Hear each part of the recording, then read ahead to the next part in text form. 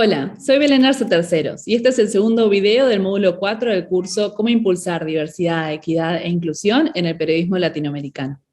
Si ya se hicieron las preguntas que les propusimos en el video anterior, entonces conocen mejor la diversidad de su equipo de trabajo. Y ahora es el momento de pensar cómo podemos hacer para crear entornos que promuevan el respeto de esa diversidad, en los que las personas se sientan cómodas y pueden compartir sus conocimientos, sus experiencias, sus habilidades y sus puntos de vista, y así enriquecer el trabajo periodístico.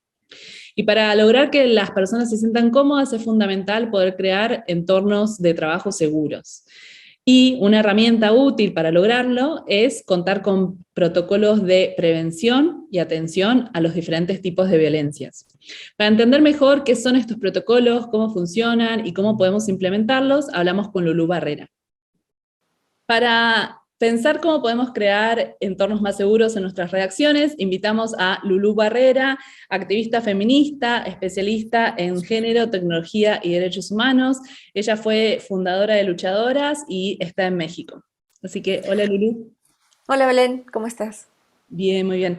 Bueno, muchas gracias por unirte a esta conversación y queremos preguntarte un poco desde tu experiencia, que nos cuentes qué es un protocolo para prevenir y atender violencias.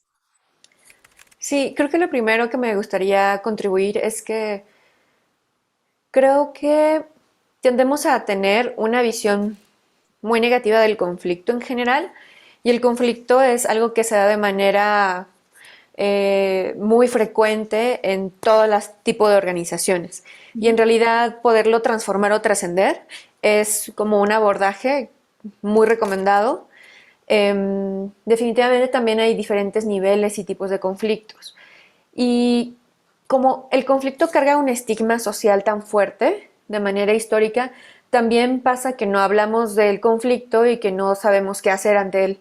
Entonces, por ejemplo, uno de los episodios frecuentes como más significativos, que fue todo el asunto de las denuncias del Me Too, en el contexto del Me Too, en varios ámbitos de la industria, sucedió que las instituciones, organizaciones, grupos no contaban con un protocolo justo para saber qué hacer ante esas situaciones.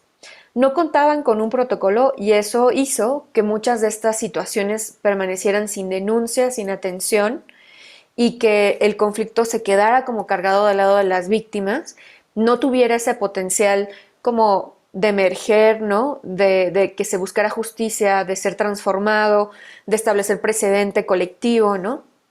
Y tampoco cuando ya se hicieron las denuncias públicas a través del Me Too, tuvo oportunidad de guiar qué hacer. Entonces, lo peor que nos puede pasar ante un conflicto desde un punto, en una organización, en una empresa, en una institución, es no saber qué hacer frente a él. Y eso justo es un protocolo.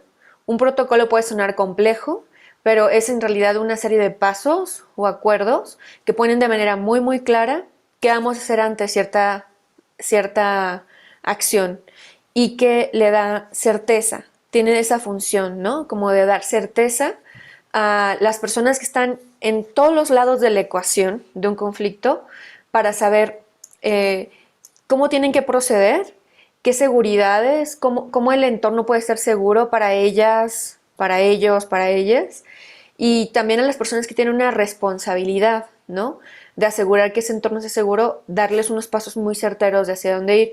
En un conflicto es muy importante algunos principios, ¿no?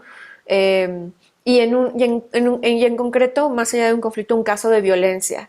Que las víctimas tengan la certeza de que su voz es escuchada, pero también por principio de derechos humanos internacional, la presunción de inocencia, es decir, que la parte acusada tenga la posibilidad de tener acceso a un juicio o a un proceso o a una investigación justa, transparente, también que da certeza.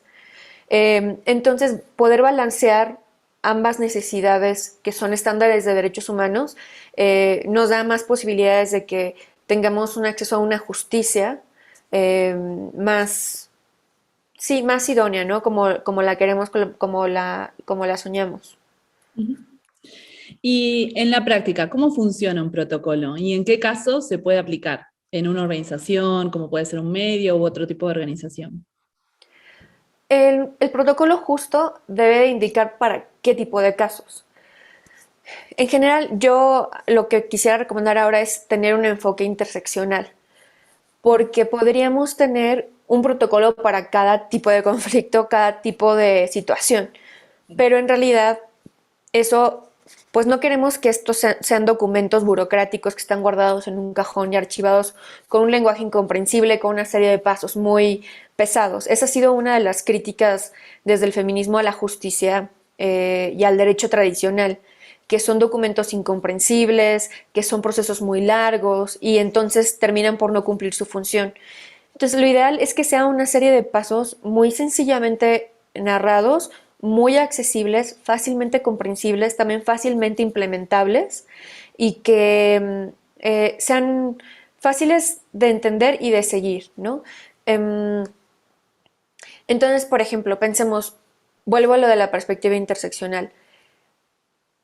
Cuando pensamos en que vivimos en un sistema donde se interrelacionan varias opresiones al mismo tiempo, podemos pensar en no solamente en la violencia sexual, el machismo o el sexismo, sino también en el racismo, podemos pensar también en la discriminación por clase, podemos pensar en el adultocentrismo, podemos pensar en múltiples discriminaciones que conviven y que moldean como la experiencia de relación entre las personas. Entonces, si queremos un entorno laboral o un entorno colectivo como equitativo, más saludable, que no sea hostil, tenemos que pensar desde esa mirada interseccional, porque puede ser que al mirar o poner los ojos solamente en una, estamos desatendiendo otras que son igualmente relevantes para las personas. Entonces, esa puede ser también una recomendación, pensar en un protocolo de violencias de manera más amplia, pero también un último punto para esta pregunta es que estamos en proceso de reconocer y de desaprender algunas cosas, desnormalizar algunas de estas violencias y aprender a transformarlas. Entonces, no porque desarrollemos un protocolo significa que las personas van a cambiar su forma de comportamiento de manera automática, tanto para detectar las violencias que les atraviesan, como si tienen una responsabilidad del otro lado de implementar ese protocolo, de desarrollar una investigación, de determinar medidas de atención o de sanción, también para analizar esa situación de manera adecuada. Entonces, a la par de hacer el protocolo debe haber una serie de eventos colectivos de formación que le den a las personas que van a poner en práctica esa convivencia o la aplicación del protocolo las herramientas para hacerlo de manera adecuada. Eso significa que seamos capaces de identificar todas esas como violencias o opresiones que conviven de manera conjunta, sí, para poner en práctica, pues, esto, la misión de un protocolo, ¿no? Para prevenir y atender esas violencias. Buenísimo, muy claro. Y, por ejemplo, si hay un medio o una organización que no tiene aún un protocolo, ¿cómo puede comenzar a pensar, comenzar a crearlo? Afortunadamente, yo creo que después de estos eventos globales del mito hace unos años, hubo muchos sectores que se preocuparon por hacerlo y entonces empezaron a desarrollar sus protocolos.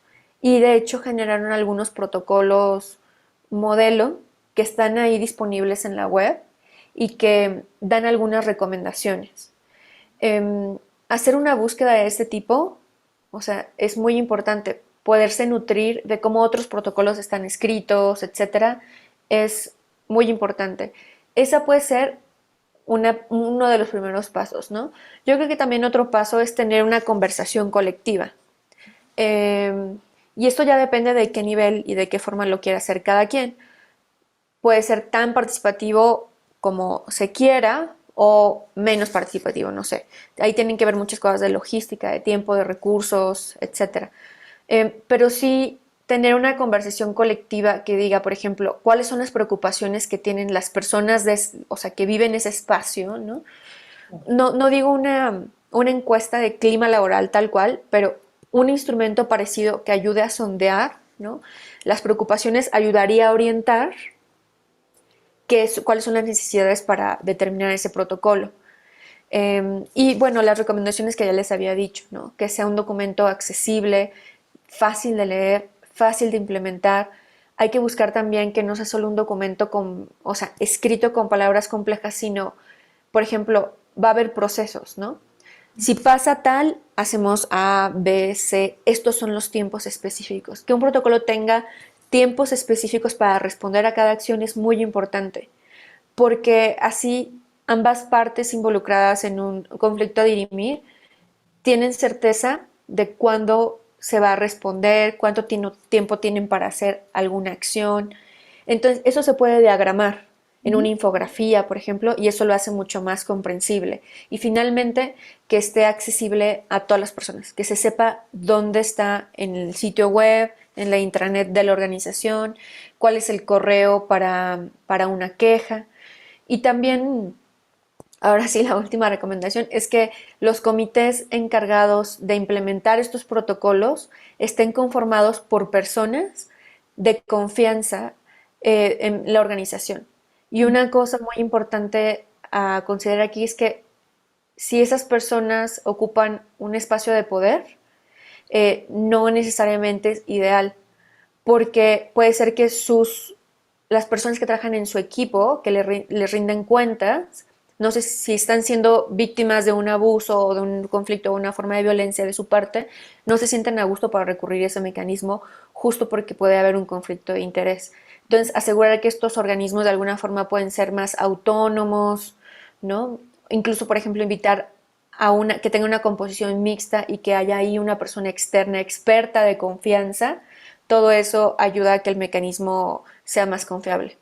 Buenísimo. Bueno, Lulú, muchas gracias. Creo que esto nos da un montón de ideas para que los medios y las organizaciones puedan pensar en cómo crear y empezar a pensar en sus propios protocolos, así que te agradezco un montón. Gracias a ti.